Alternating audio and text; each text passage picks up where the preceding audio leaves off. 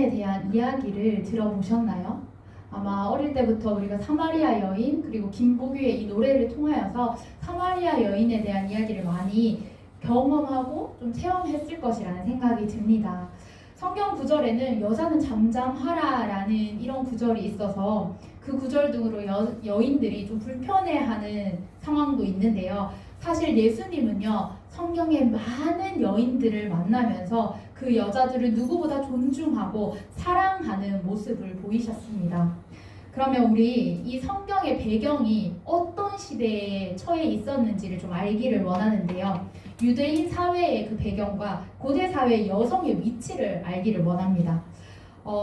신앙 그 오해와 진실이라는 책의 내용이 있는데요. 유대 지도자들이 당시의 여성을 어떻게 느꼈는지 알 수 있습니다. 먼저 역사가 요세푸스인데요.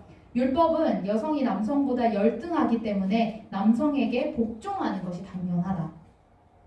유대 철학자 알렉산드리아 필로라고 하는 사람은요, 여자는 연약한 존재이기 때문에 집안의 격리된 생활을 사모해야 한다. 여러분들, 이것이 바로 그 유대인들이 오늘 이 성경이 쓰였던 시대의 배경입니다.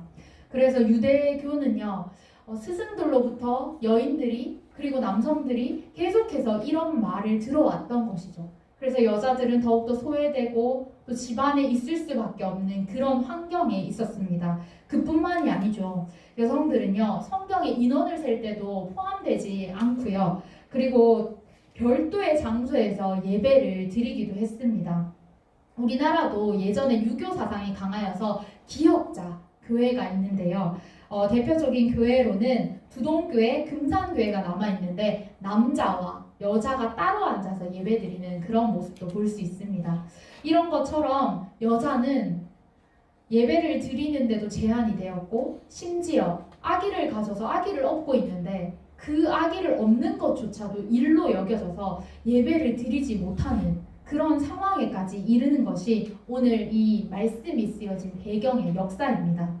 유대교가 보수적이라서 그런 것도 있고, 그리스 로마 신화에서 엄청난 남성 우월주의적인 그런 문화들이 자리했기 때문에 어쩌면 여성들이 설 자리는 없다 해도 과언이 아닐 정도였습니다.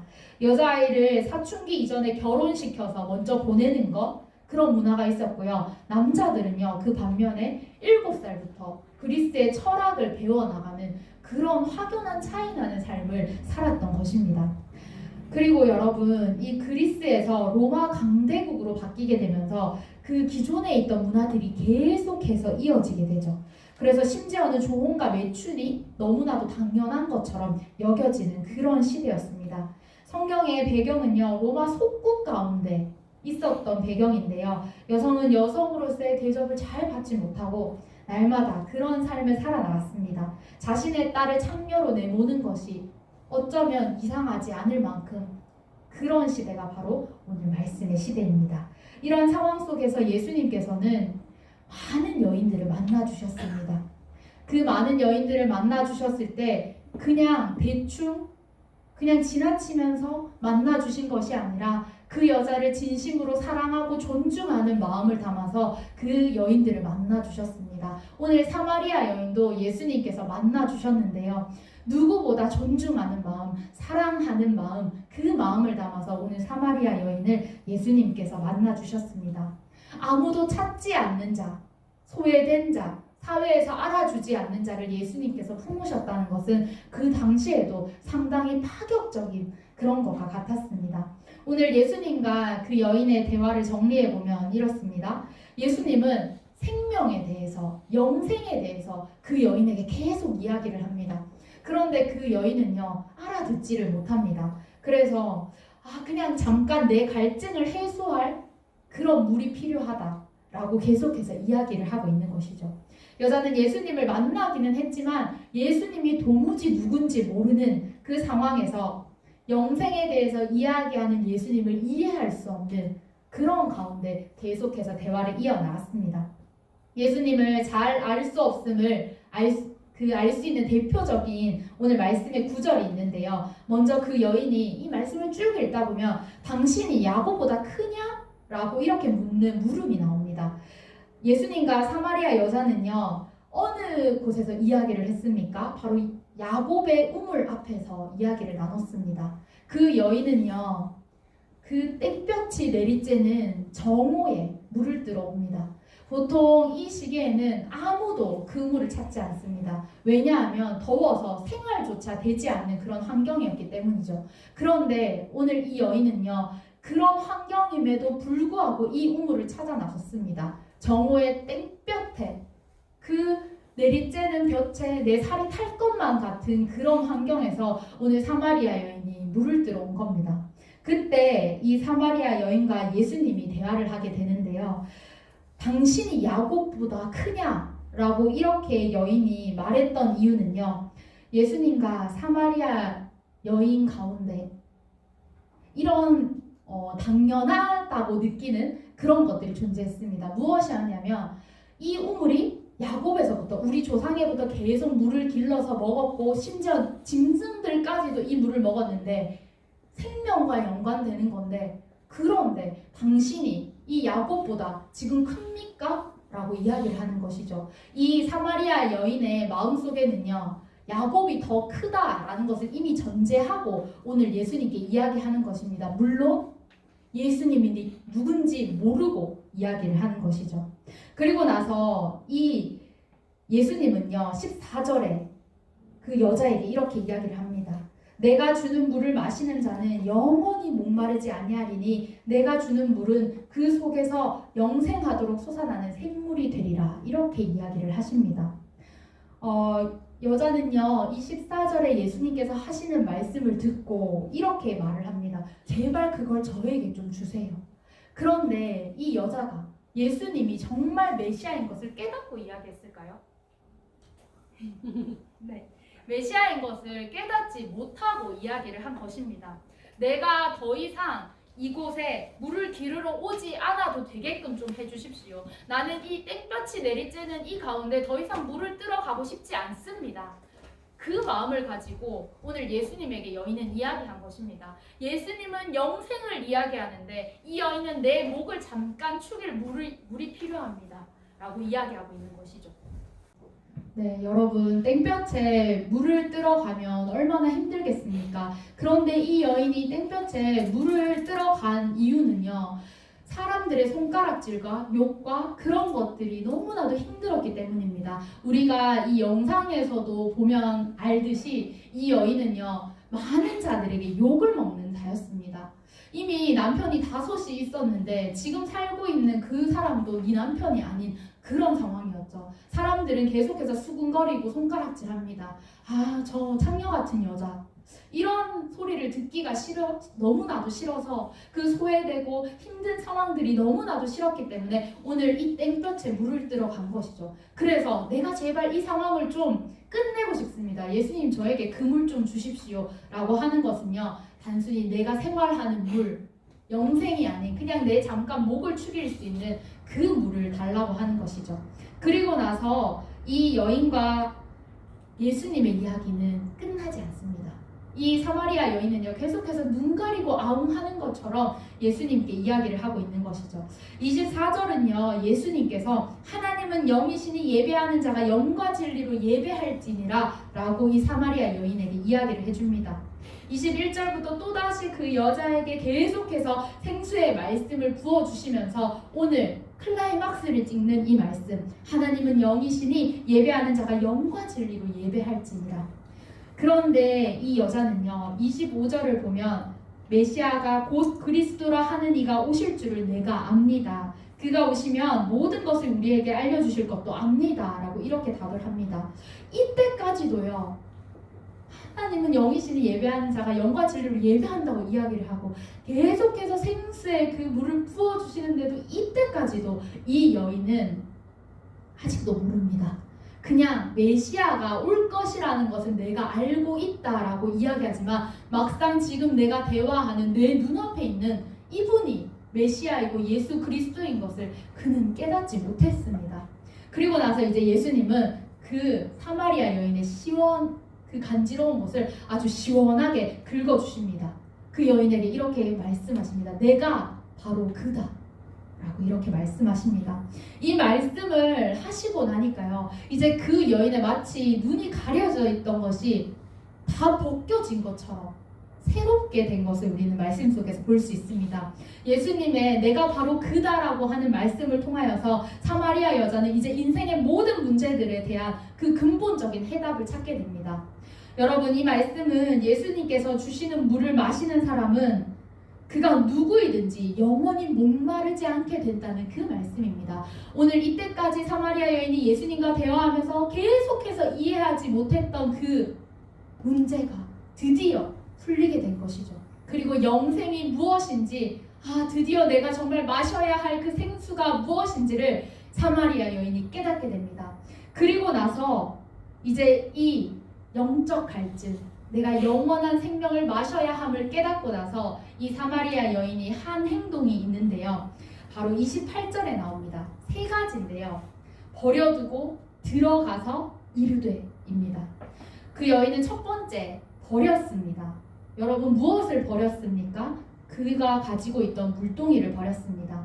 사마리아 여자는 물을 깃고자 왔지만 예수님께서 메시아라는 사실을 알자마자 즉각적으로 자신의 모든 욕구를 내어 던져버린 것입니다. 물동이는 그 여자에게 삶의 수단이었고 재산이었습니다. 이것이 없으면 내가 생활을 할 수 없고 당장에 살 수 없는 상황이었습니다. 물을 떠야만 살 수 있는 그 여자가 이 물동이를 내어 던져버렸다는 것은 이제 내 삶도, 내 욕구도, 내 문제도 주님 앞에서는 아무런 상관이 없다는 것을 선포하는 행동과 같습니다. 오늘 여러분들 가운데 물동이는 무엇입니까? 우리에게 아끼고 우리의 삶에 꼭 중요하고 필요한 것, 내가 놓을 수 없는 것, 내가 이것을 놓으면 살 수 없다 여기는 것, 그런 것이 무엇이 있습니까? 여러분 혹시 휴대폰입니까? 패드입니까? 애플워치입니까? 그 밖에 뭐 다른 많은 것들입니까? 이 모든 것들이 주님 앞에 진짜 그 생수를 마시게 되면 이것이 우리의 주가 되는 것이 아니라 주님이 주가 되는 일들이 일어나게 되는 것입니다. 우리 삶도 이제 주님 앞에 나아가서 우리가 가진 물동이를 내어 던져야 합니다. 그 물동이를 내려놓고 온전히 주님 앞에서 그 생수를 공급받는 여러분들의 삶이 되시기를 소망합니다. 그리고 이제 여러분, 이 여인이요, 물동이를 내려놓고 그냥 끝났을까요? 아닙니다. 바로 두 번째, 들어갔습니다.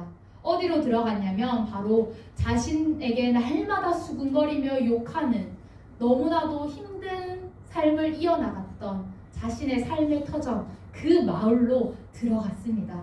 그렇게 자신을 손가락질하고 수군거리던 사람들을 다시 만나고 싶은 마음이 들지 않았을 것입니다. 그럼에도 불구하고 이제 이 여인은 그 사람들에게 찾아갑니다.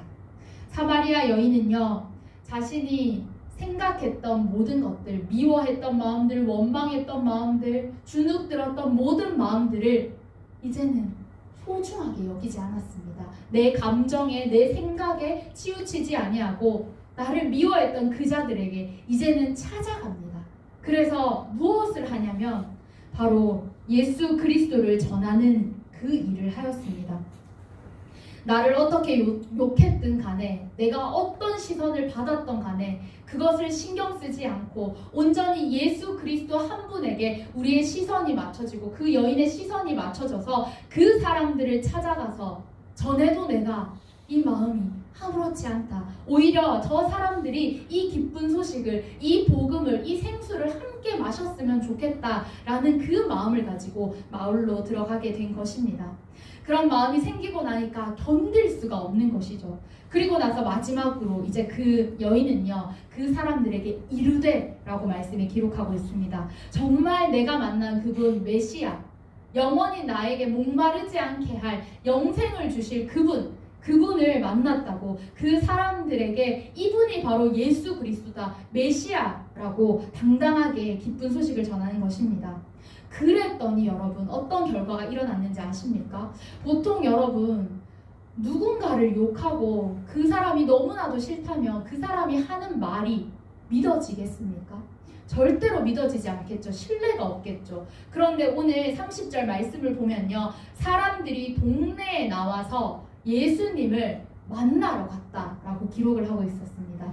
그것은 무엇이냐면 이 사람들이 그 여인이 한 말을 믿었다는 증거입니다.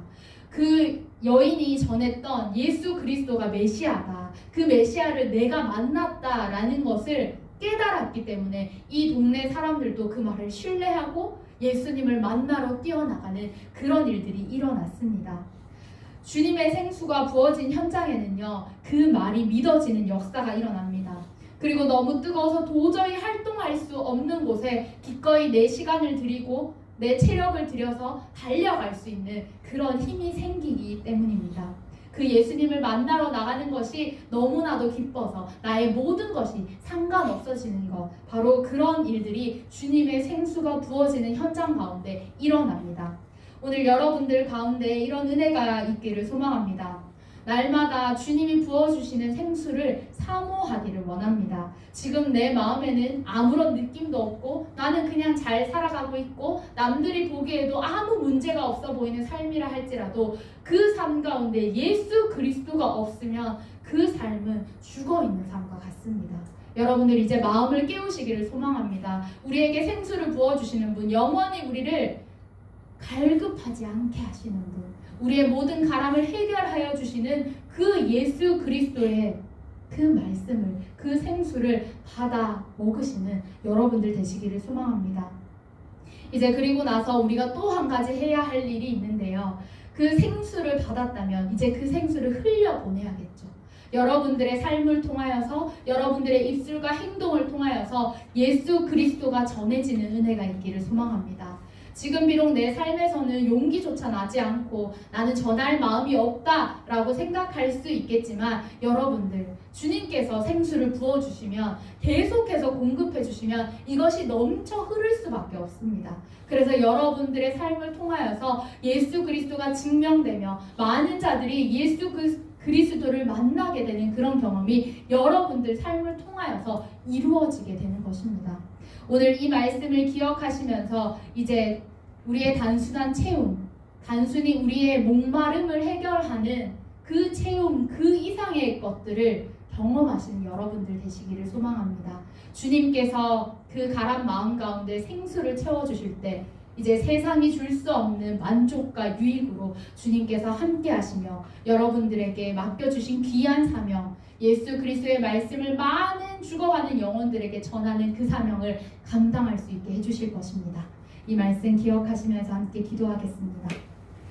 하나님 감사합니다. 오늘 사마리아 여인이 예수님을 만나고 완전히 그의 모든 삶이 송두리째 바뀌었듯이 오늘 우리 가운데도 예수 그리스도를 만나 우리의 삶이 새롭게 변화되는 은혜가 있기를 소망합니다. 지금은 비록 내 삶이 주님과 상관없어 보이고 주님이 없어도 잘 살아갈 것 같아 보이나 그 안에 예수 그리스도가 없으면 죽어있는 삶임을 고백하오니 이제는 주님 부어주시는 생수를 통하여서 다시 한번 우리의 삶이 살아나게 하시고 예수 그리스도를 향하여서 영원히 목마르지 않는 그 삶을 향하여서 나아갈 수 있도록 함께하여 주시옵소서. 예수 그리스도의 이름으로 기도드립니다.